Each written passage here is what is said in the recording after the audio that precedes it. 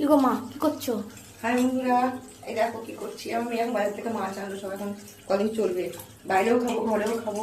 বাটা মাছ নিয়ে এসছে, চিংড়ি মাছ নিয়ে এসছে, এটা হচ্ছে পম্পেট, আর এটি হচ্ছে চিকেন নিয়ে এসছে। এখন খুলি নিয়ে মাত্র এসছে এই যে চিকেন।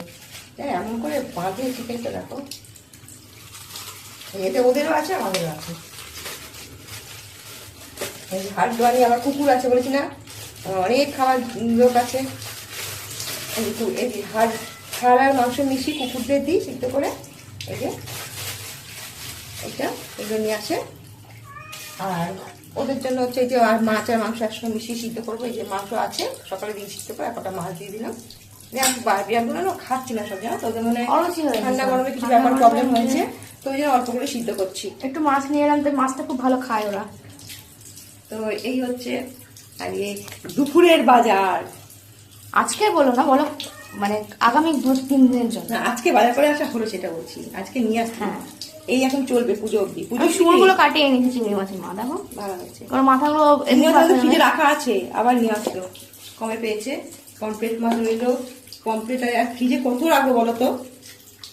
দেখো, এটা হচ্ছে বাটা মাছ, ওটা হচ্ছে পমফ্রেট মাছ।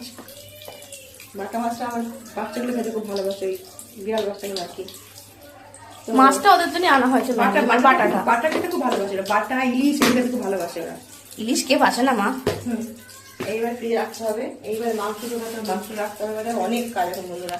আজকে আমার রান্না হয়ে গেছে, ভাত কালকের আছে, অনেকটা ভাত করেছিলাম, সে রয়েছে ভাত। বিড়ালগুলো খাচ্ছে না তো, আর গুলু একবারই এসছে খেয়েছে, আর গুলুর ভাতও পড়ে আছে। হাঁড়িতে হাঁড়ি বড়, আমি হাঁড়ি এক হাঁড়ি ভাত করেই রয়েছে, অল্প খেয়েছে ওরা, আমরা অল্প খেয়েছি।